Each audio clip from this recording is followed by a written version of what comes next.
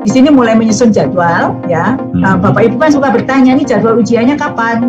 Itu dia tuh. Nah, jadwal ujian uji kompetensi 1 itu sebenarnya yang menetapkan jadwal itu adalah Kementerian Kemenpan ya, Kemenpan. Tapi kita menyusun dan mengusulkan. Jadi tugas dari Kemendikbud itu menyusun jadwal, pelaksanaan seleksinya, mengumumkan jenis jabatan yang lowong, melakukan seleksi administrasi, kemudian menyiapkan sarana pelaksanaan seleksi kompetensi, dan melaksanakan ujiannya. Sedangkan wawancaranya juga kita, kemudian mengumumkan hasilnya.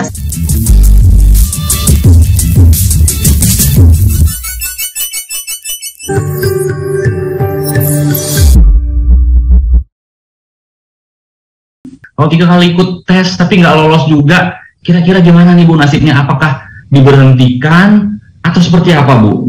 Silakan Bu. Ya, kalau itu Bu Wakil Ketua Komisi 10 pasti udah punya jawabnya nih Bu Agustina, kayaknya sudah ya. Jadi kalau untuk sebenarnya tuh 3 kali ujian itu kesempatan yang sangat luas pada Bapak Ibu untuk mencoba. Dan terkait dengan passing grade ya, passing grade itu kewenangan Kemenpan untuk mengumumkan. Pasti kami Pak Topo belum sudah ada gosip isu yang datangnya dari mana passingnya lebih tinggi. Saya heran gitu. Itu hoax lagi Bu ya, itu hoax lagi ya. Nah, guru tolong perhatikan laman yang bertanggung jawab, laman resmi. Nggak ada semacam itu. Nah, itu bagi yang 3 kali itu yang belum lulus tetap jadi guru tentunya, karena kan pasti di daerah itu masih honorer daerah ya, honorer daerah, dan bisa mencoba peruntungan lagi di tahun berikutnya. Kami kan masih tahun 2022 masih ada seleksi lagi. Itu Bu Wakil Ketua Komisi Bu Agustina kan pasti juga sangat mendukung ya, ada keberlanjutan seleksi ini. Bapak Ibu guru yang saya cintai semuanya, saya tahu Bapak Ibu sudah bersiap, sangat berharap dengan seleksi ini. Dan satu step sudah dilalui, yaitu lulus seleksi administrasi. Ini saatnya Bapak Ibu tinggal berusaha dan berdoa. Kami di sini di pusat itu sangat ingin Bapak Ibu semua berhasil, dan tolong Bapak Ibu jangan percaya dengan hoax apapun. Kami kerja terus untuk keberhasilan seleksi ini. Sampai saat ini kami sampai malam-malam meskipun PPKM terus menyiapkan segalanya agar Bapak Ibu bisa terlayani dengan baik. Dan jangan percaya hoax. Yang Bapak Ibu lakukan adalah mengecek laman-laman resmi seperti guru pppk.kemdikbud.go.id maupun sscsnbkn.go.id. Disitulah semua informasi yang resmi Bapak Ibu bisa dapatkan. Jadi itu saja, Bapak Ibu tetap semangat dan semoga berhasil semuanya mengikuti seleksi. Dan jika pun nanti tidak berhasil, masih ada kesempatan di tahun 2022. Baik Bapak Ibu guru yang saya hormati, menjawab pertanyaan tadi terkait dengan mekanisme seleksi guru ASN 3K.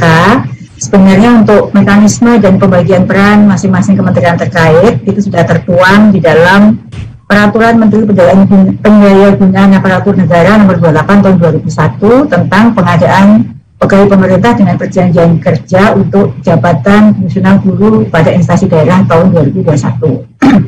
Dalam Permenpan tersebut sudah diatur sebenarnya, karena banyak sekali Mas pertanyaan yang mungkin salah sasaran ya, pada siapa pertanyaan itu. Jadi pertanyaan itu bagus sekali, karena dalam mekanisme seleksi itu di dalam Permenpan tersebut sudah diatur selain persyaratan juga siapa yang bertanggung jawab terhadap apa. Jadi untuk pelaksanaan pengadaan PPKJF dulu tadi untuk instansi daerah itu dilakukan oleh Kementerian Kemendikbudristek bersama Panselnas. Nah, Panselnas itu sendiri, Panitia Seleksi Nasional itu diketuai oleh BKN.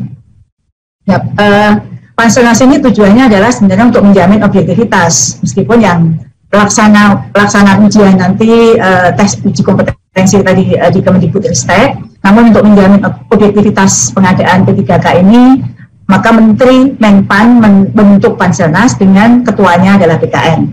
Dan Panselnas itu sendiri terdiri dari berbagai kementerian terkait, karena di dalamnya untuk Panselnas ada susunannya. Ada tim pengarah, pelaksana, pengawas, audit teknologinya, ada quality assurance-nya, pengaman teknologi, sekretariat tim pengarah, dan juga ada penyusun naskah.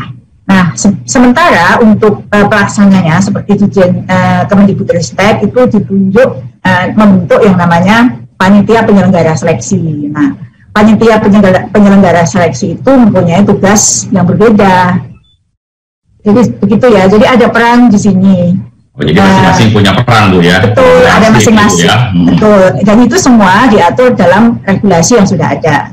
Seperti Kemendikbudristek itu tugasnya apa? Yang disebut dengan panitia penyelenggara seleksi itu ya kementerian teknis terkait. Di sini mulai menyusun jadwal, ya. Bapak Ibu kan suka bertanya, nih jadwal ujiannya kapan? Nah, itu dia tuh. Nah, jadwal ujian uji kompetensi 1 itu sebenarnya yang menetapkan jadwal itu adalah Kementerian Kemenpan, ya, Kemenpan. Tapi kita menyusun dan mengusulkan. Baik. Itu tugas dari Kemendikbud itu menyusun jadwal, pelaksanaan seleksinya, mengumumkan jenis jabatan yang lowong, melakukan seleksi administrasi, kemudian menyiapkan sarana pelaksanaan seleksi kompetensi, dan melaksanakan ujiannya. Sedangkan wawancaranya juga kita, kemudian melakukan mengumumkan hasilnya. Sampai tahap ini, Mas, itu sudah sampai tahap pengumuman hasil seleksi administrasi, sudah melewati masa sanggah, dan hanya sedikit sekali yang tidak lolos seleksi administrasi. Dari sekian ratus ribu yang mendaftar, kira-kira tidak lulus. Oh, hanya 6 yang tidak lulus. Nah, ini berarti disimpan dulu nih. Ini kayaknya nih puncaknya nanti nih, kita simpan 6 itu. Jadi kita tidak akan tanyakan apa-apa ya sih, cuma ternyata ribuan yang lolos Bu ya. Dari ada 900.000 Mas, semua pendaftar itu 900.000 lebih. 900.000. Ya, setelah melalui masa sanggah dan lain sebagainya, setiap M dan TM atau tidak memenuhi syarat itu hanya beberapa gelintir saja. Jadi itu sebenarnya seperti itu. Baik, Ibu. Nah, ini sebenarnya dasarnya apa sih Bu? Niat mulianya seperti apa sih? Jadi ada usulan untuk rekrutmen guru ASN P3K ini. Sebenarnya apa nih Bu yang mendasari? Jadi gini, mengapa dulu ada seleksi ini? Sebenarnya perjuangan banyak pihak, termasuk dari Komisi 10 ya, yang memperjuangkan, dan forum guru seperti yang punya Pak forum guru menilai dan berbagai ormas itu ya perjuangan bersama, intinya seperti itu. Namun sebenarnya kalau dari data seluruh guru yang bukan PNS di sekolah negeri itu sebenarnya 59%-nya itu adalah berusia di atas 35 tahun. Atau 437.000 lebih itu di atas umur 35 tahun yang tidak mungkin mereka itu menjadi PNS.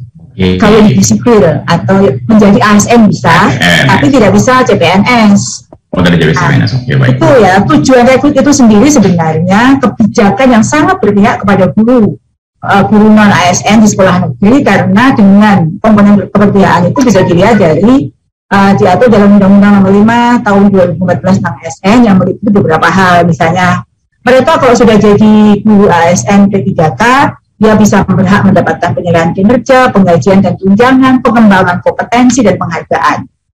Nah, itu sebenarnya keberpihakan, dan memang faktanya jumlahnya lebih dari 50% itu memang di angka yang seharusnya tidak bisa lagi mengikuti seleksi ASN P3K. Jadi jumlah yang tadi disebut tadi 506.000 ya, formasi itu yang memenuhi syarat. Itu adalah 506.247 formasi, jadi terbesar sepanjang sejarah ya. Karena tahun 2019 itu hanya 90.444.